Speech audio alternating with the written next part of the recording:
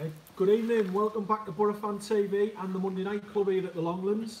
After a bit of a mid-season break, we're back refreshed and ready for your questions and reactions, which I'm sure there'll be plenty of after Saturday's encounter with Aston Villa.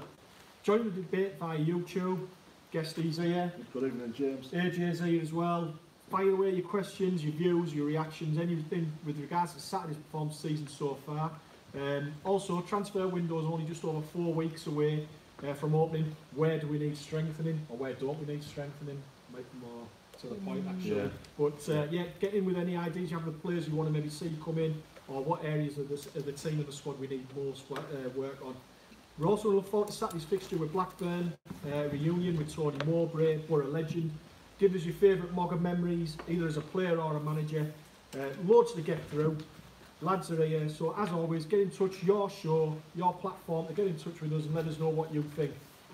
So boys, welcome back to the show. Nice to see you again, James. Yeah, nice to see you lads again. We've got 4 points on the road at Brentford and Preston. That extended our unbeaten run to 8 games. And then everything came absolutely crashing down on Saturday against Aston Villa. Now the thing is, we started with the same 11 that won at Brentford, but we just never got to grips with Villa on Saturday. What do you think the reason for that was, AJ? You know, we knew going into it, attacking wise, they were specialists per se. Yeah. Very, very good going forward. We've seen it. I thought Jack Grealish going forward was having the ball the final third. It just meant everywhere you went to look. Defence wise, they're a bit weak, but I don't think Boro exploited it once. No. What about you, guys? Everything AJ said there about Jack Grealish, he had a King Edward on from the first minute. Yeah. We've been discussing earlier, Jack Grealish had everything Mo Besic didn't have. He had options, players to pass the ball out, players on the move. You know what I mean? He was never stuck, he was never caught in possession where Besic for the Boro is getting the ball, he's getting the ball deep, he's looking forward, then he's travelling by himself with the ball.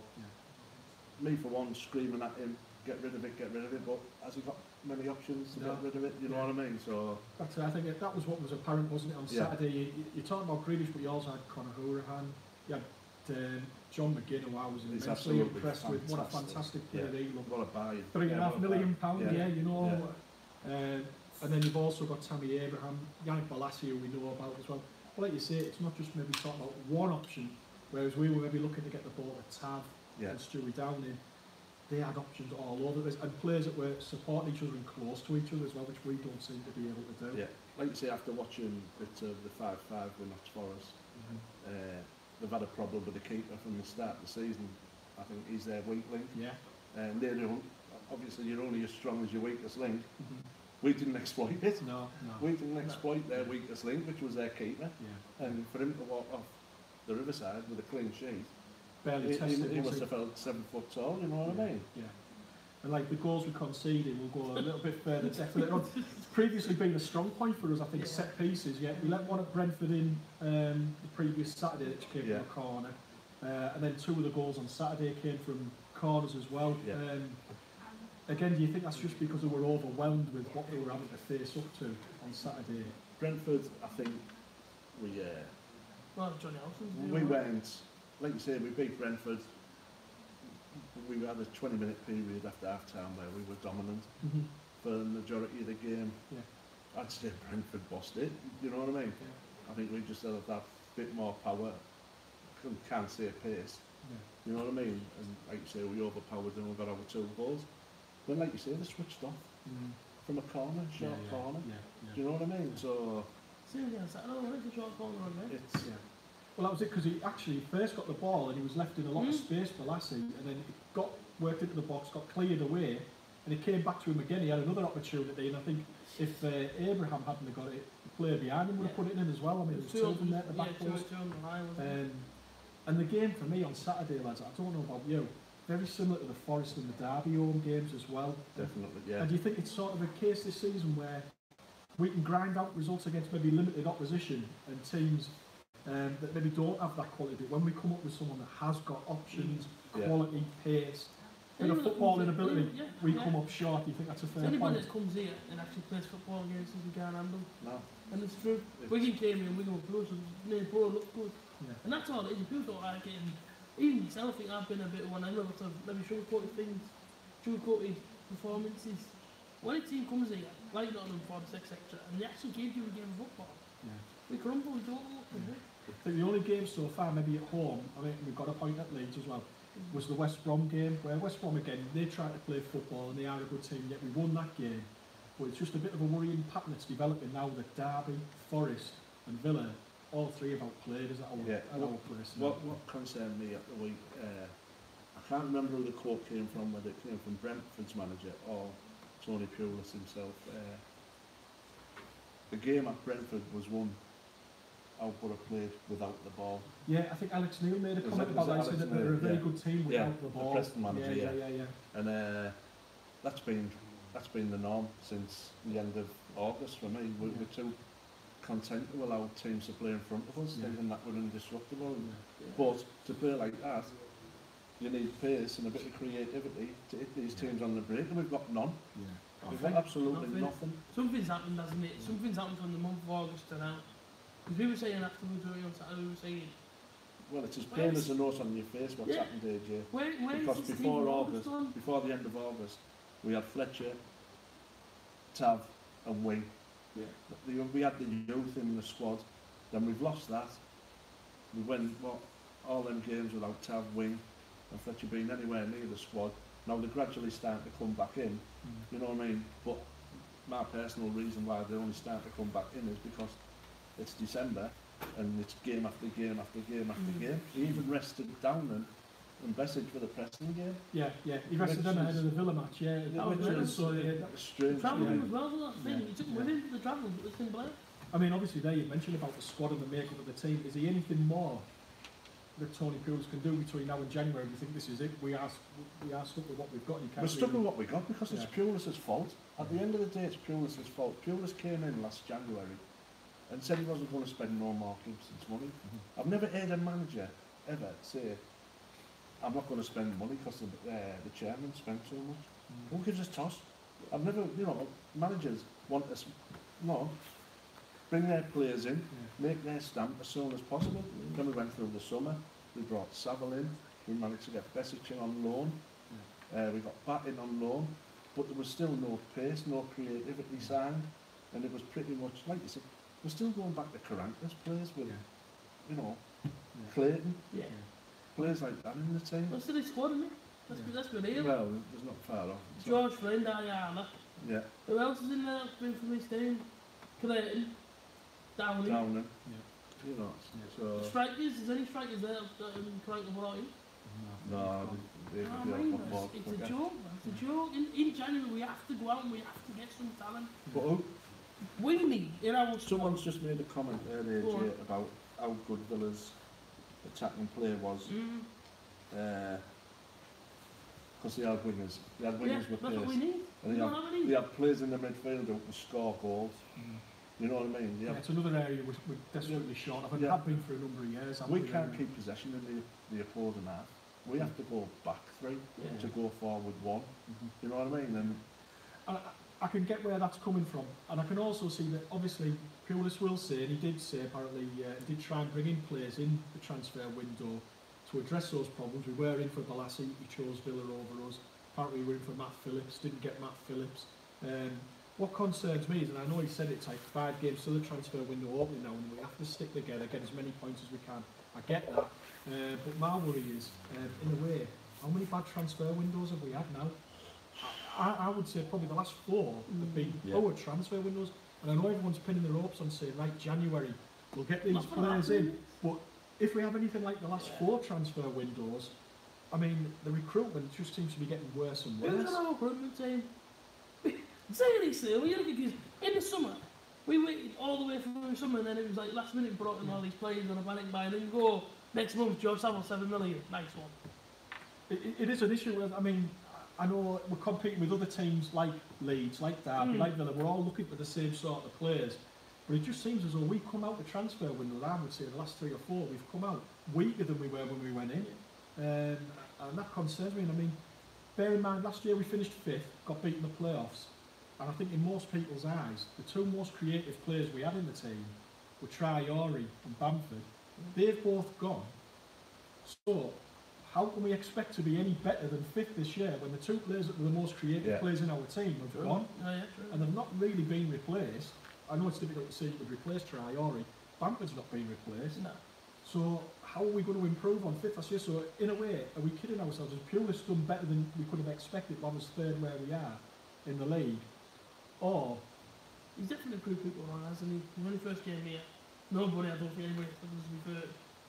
I don't think with the squad we've got, I don't think, and he has said he's gone on record as saying a number of times this team isn't good enough, and he has gone on record as saying that. But it also feels as though we sell ourselves short a little bit in the transfer windows, don't we? We don't seem to get what we need. want, what we need. And like you say, people keep telling me after Saturday's game, people keep telling me we're 3rd in the league, we're still in the quarterfinals of the League Cup. You know, Pulis has dragged us to 3rd. I'm thinking, if that's the case, we played Aston Villa on Saturday night, one of the top sides in the league, 12,000 empty seats, right? You know what I mean? So I'd say what, 21,000 there on Saturday with Boro fans. Not one of them can come out of there and say, I'm coming again next week to Blackburn. I think it's a funny thing. I know we've talked about crowds, haven't we, this season? About, and I don't think it's just the Borough. I think it's across the league. I think it seems to be a dip with a lot of clubs in terms of the crowds. But I get what you're saying. I mean, that's 10 home games now, 10 goals in the league we've scored. And I think I saw a stat you came up with yesterday. We've won 1 in our last 6 at home, and haven't scored in 4 of them. Yeah, and I mean that's relegation football. It's damning. And I mean, and you can't point the finger. I don't think at people like Hugill, can you? Whoever plays up with Hugill or Sombalonga, it's a difficult shift they've got up there, isn't it? Hugill reminded me in the Grado in the Premier League where he's fighting and battling for the ball. He's getting the ball to stick, but he's got no one to lay the ball off to. There's absolutely nothing there. And maybe he's now, after having such a good season, I'd say the last couple of games, is down and starting to show his age, because for the first time in a long time he just didn't get involved at all on Saturday for me.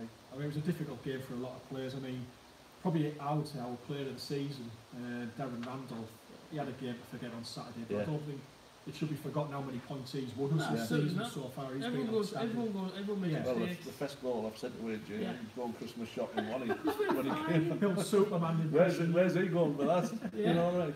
And the second one, the 3rd goal.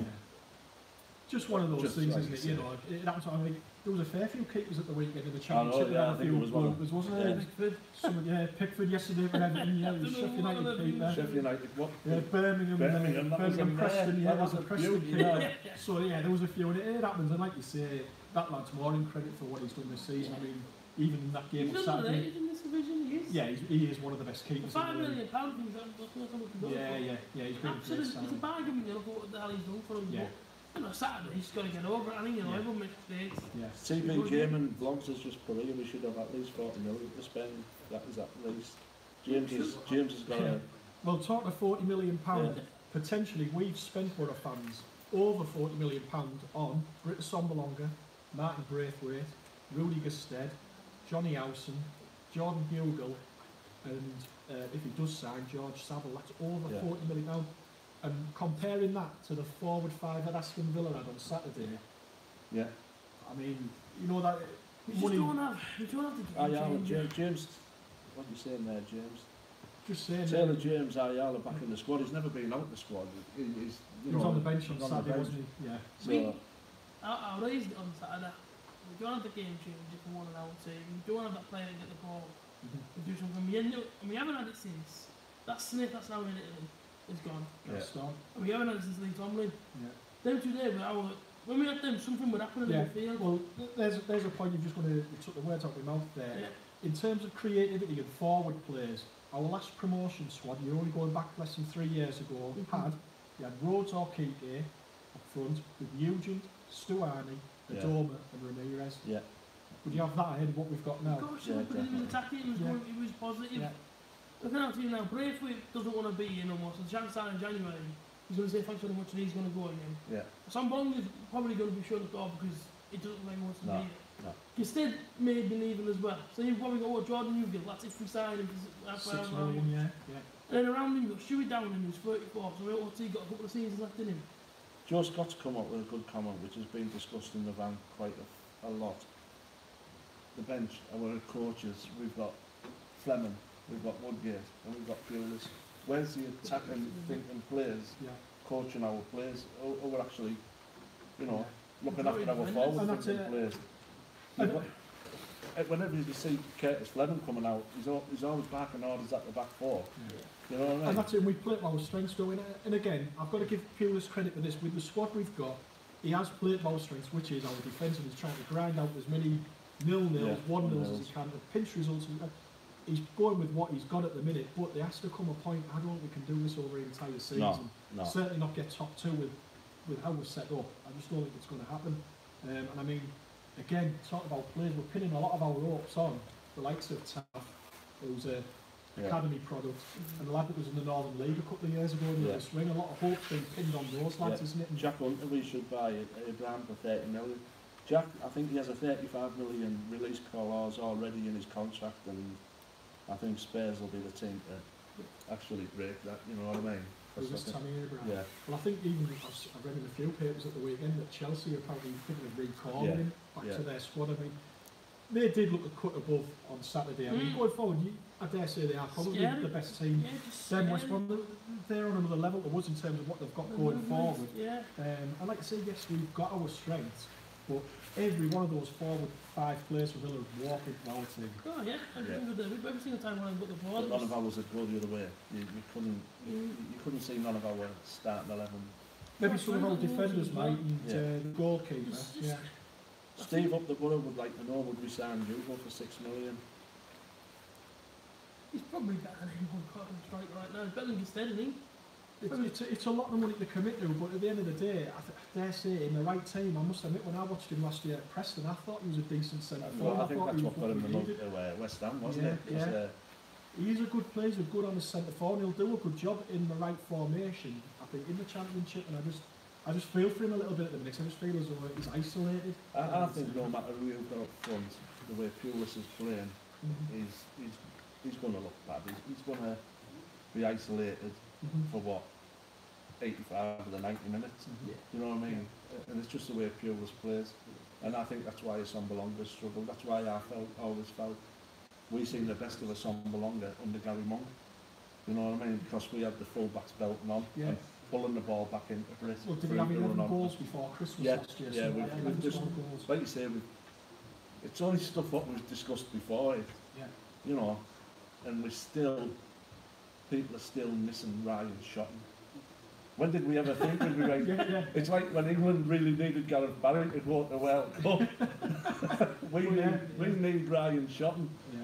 And it's not so much just from a defensive point of view, is it? It's more the creative stuff, and there you go. Say like Dale Fry saying he's an excellent professional, he can play any position. Well, after Saturday and a couple, maybe he's Preston, he never going to be no fullback for me. Like, he's doing the best he can, the lad. I mean, he's a positional sense. A bit of a thankless task that against Balassi on Saturday as well, wasn't it? He roasted him every time he got the ball. It was unbelievable.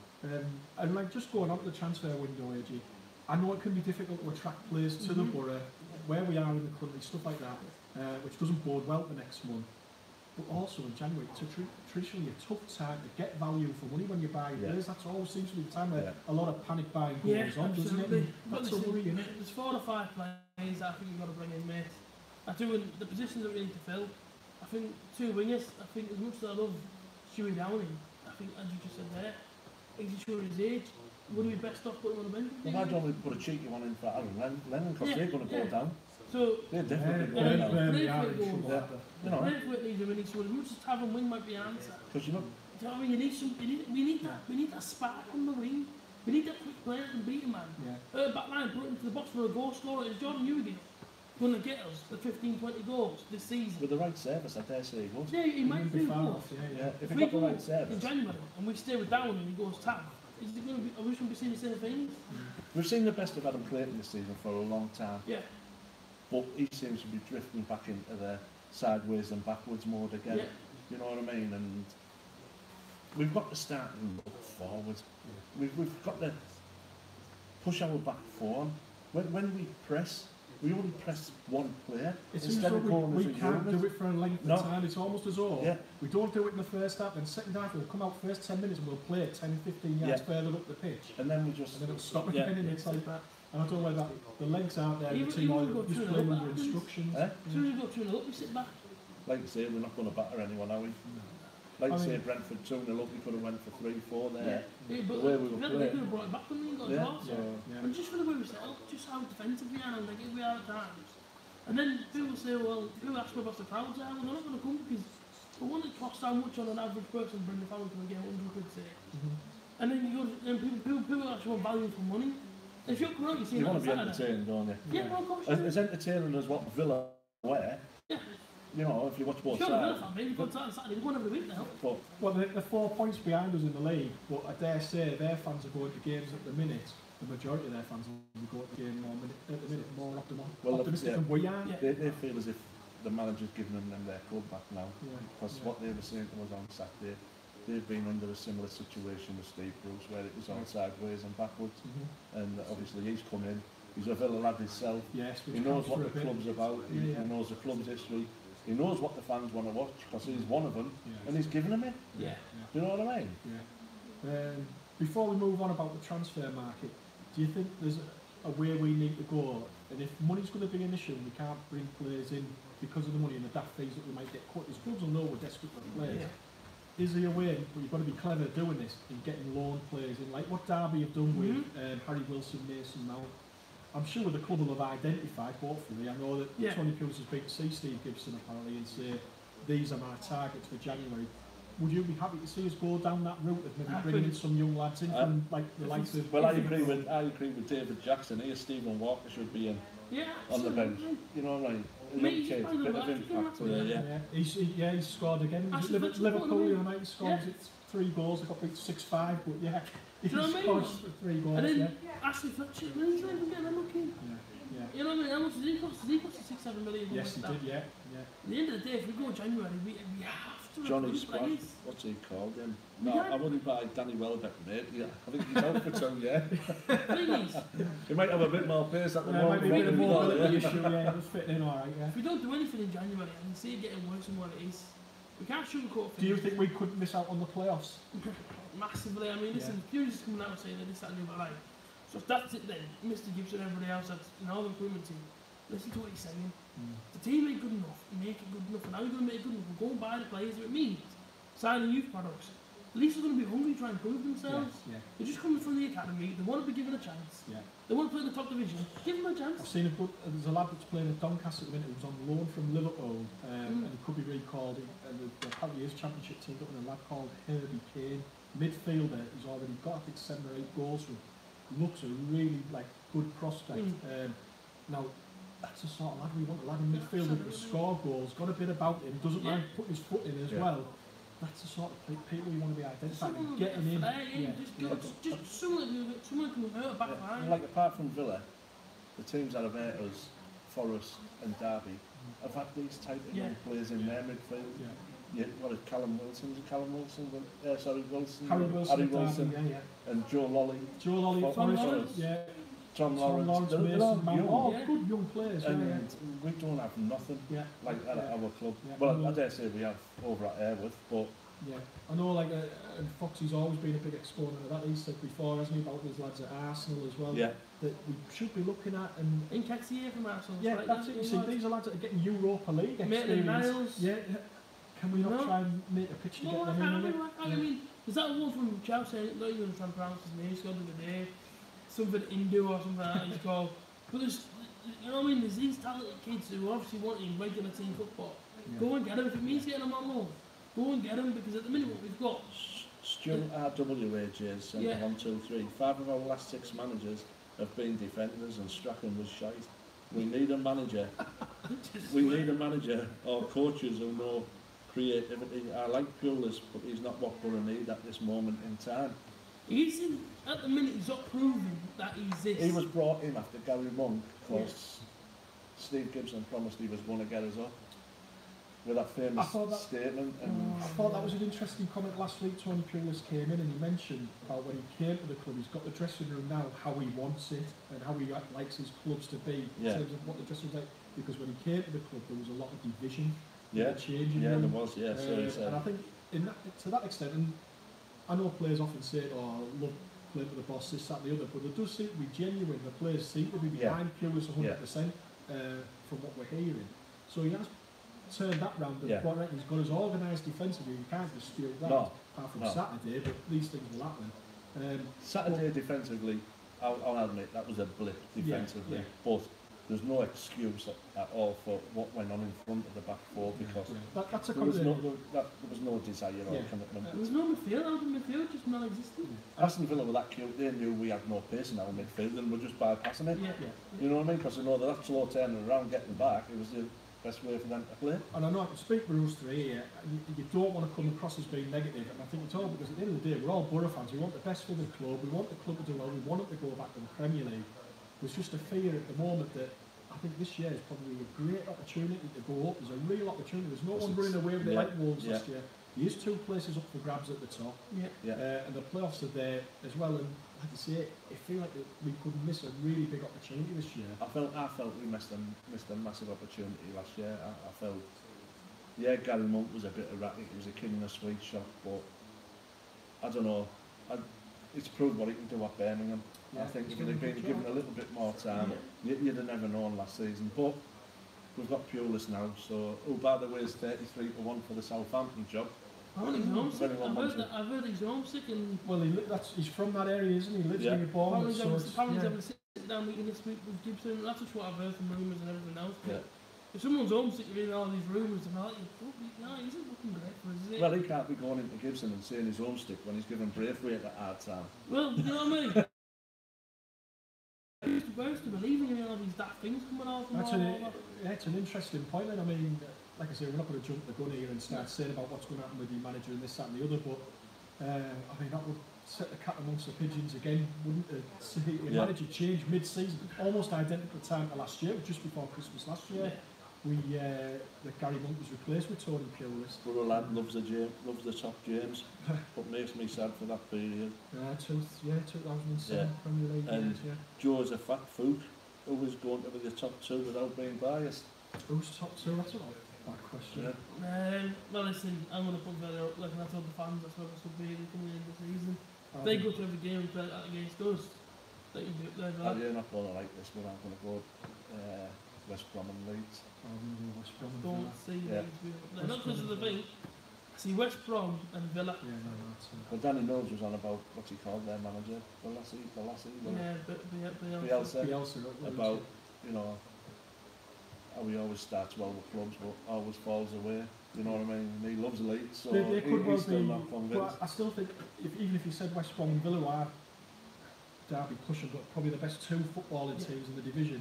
But even then, you could look at the teams in the playoffs. You could have Derby in there, good footballing team. Forest, Leeds, Norwich won't go away at the minute. They keep racking up the wins. You've got to take them seriously at some point. Absolutely. Stoke, I'm still expecting Stoke to come with a run from somewhere. It's got to happen. So I mean, it's no given that we've got a top 6 place this year. It's a real battle just to even get in the top 6, isn't it? Some real talent. CB Germany is looking at. I think we should sign Maupay from Brentford, but I look at him as a similar player to Saville, where he's the star man in that team, and I think somewhere like the Borough, like Saville's done, you know what I mean? So I think, but like you say, I do love him. I'd like to think we hopefully want to see something a little bit more from George Saville, because like I say, he was a good player at Millwall last year. You do sort of think now though, when it's been, I don't know if it's true, the fee that's been agreed is £7 million for him. That seems an awful lot of money at the moment, doesn't it? Yeah, for what we've seen, for what we've been getting from him. But apparently that's a done deal, that's £7 million. When we seen him last year at Millwall, when he came out and said, oh, he's a cracking player. And now we've seen him bully him. And it does sometimes take players a while to settle into new clubs, and it's the other end of the country and this, that, and the other, but you would expect a little bit more for £7 million, wouldn't you? Yeah, definitely. So lads, the weekend, big test of character for those players. Now after what happened last Saturday, we're back at the Riverside. And we've got Tony Mowbray coming back in town with Blackburn. Yeah. Another side that's got plenty of attacking intent in there. Bradley Dack, who's been massively impressive, hasn't he? Yeah. This season. I think we've been linked with him in the past. I think he's been linked to everyone, hasn't he? Bradley Dack. And two other ex-Boro men in there. Danny Graham up front got a trick at the weekend. Richie Smallwood will be patrolling midfield. Well, a lad who had Boro close to his heart, There's a cracking player, Richie, as well. Yeah. It's important though that we rebuild confidence on Saturday. We've got to get something from that game. Ideally a victory, but it's not going to be that simple, is it, mate? Listen, it's one of them. Well, again, you know, if you let these come here, and you know, if you let them get on the ball, it's going to talk to you. They're only going to hurt you. But I looked at the stats from Saturday. Within 20 minutes, the opposition had 77% of possession, and we were the whole time. If you do that to Blackburn, if you do that to any team this season, I think if you don't have control of the midfield, more often than not, you're probably going to lose games. You overrun and then go to your back four, and you know, say if they got some pacey players, which no doubt Blackburn do. You know, they start getting down on Wednesday. But listen, George Friends looks at him. He's struggling to deal with the lads on the pace. Like I say, we had a laugh about it.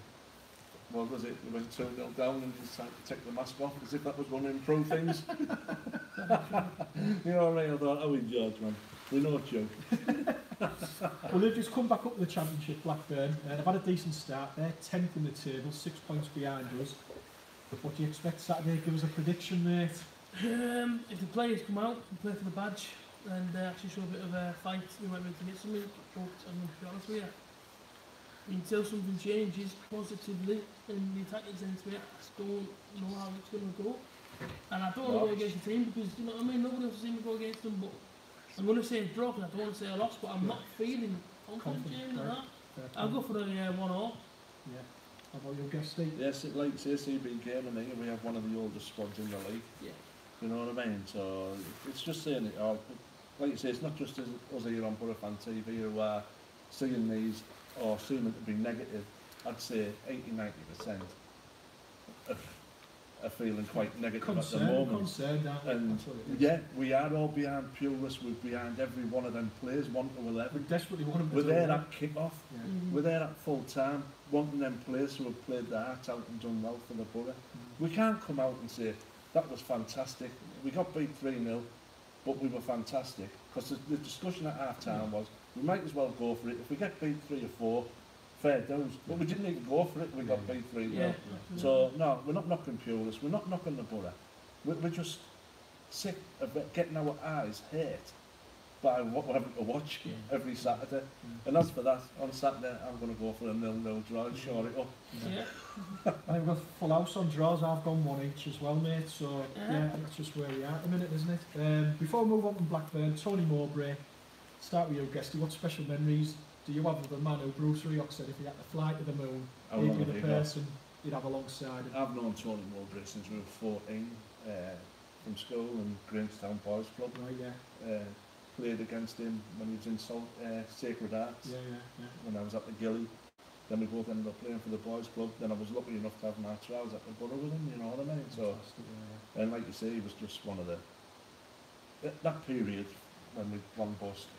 Up until then as well, through Allison, out Allison, he was always there. He took us. And they were really difficult times. We're a bit down in the dumps at the minute, but those times in the early 80s were desperately bad.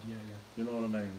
And that was when you could see like the likes of Kevin Beattie, an amazing footballer, but he had no knees left.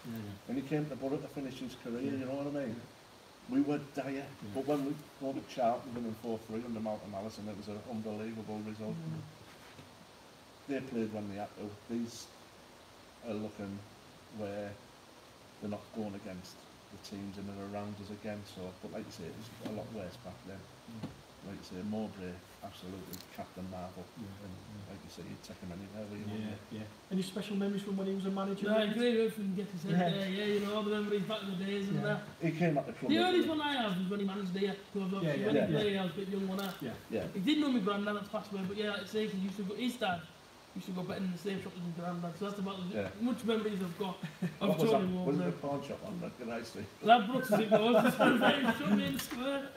But like you say, he came to the club at the wrong time as manager as well. Yes, we were very unfortunate. We were cutting back, weren't we? And it was difficult for him. And in fairness, the first year or two, he put us not far off a promotion push in terms of getting to the playoffs, and then it always seemed to tail off a little bit after Christmas. I mean, for me, great memories of him as a player.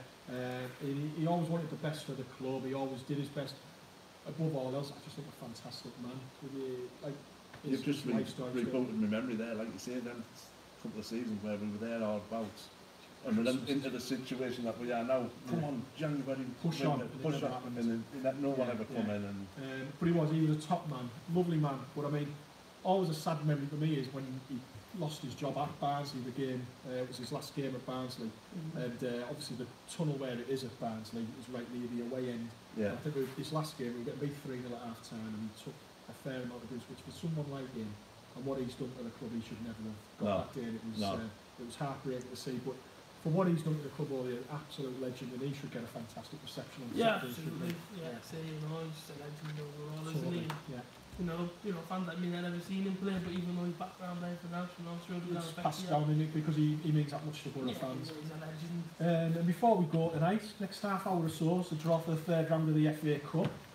Not being made by Santa Claus there, but third round of the draw. It's always one of the special times of the year for me. I'm probably not the same age as this year. One of the massive.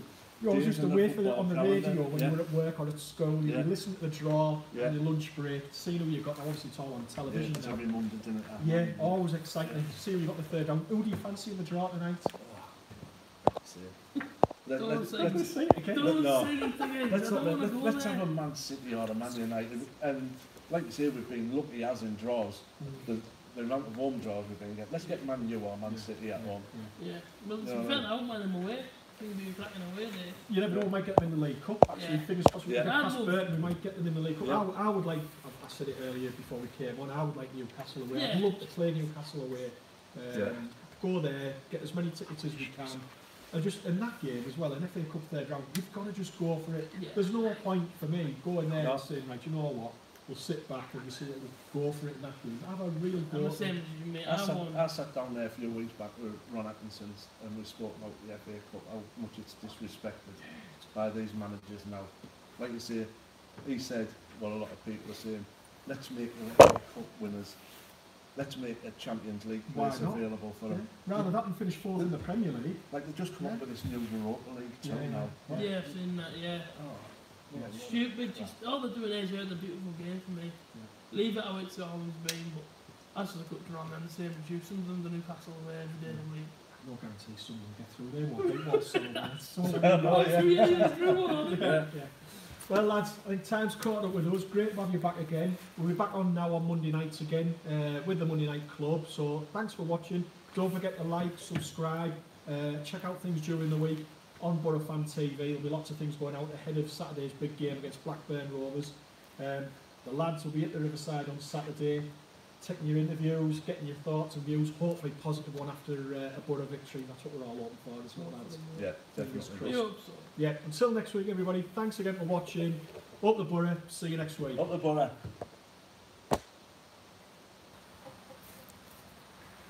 How have we done for time? I don't know.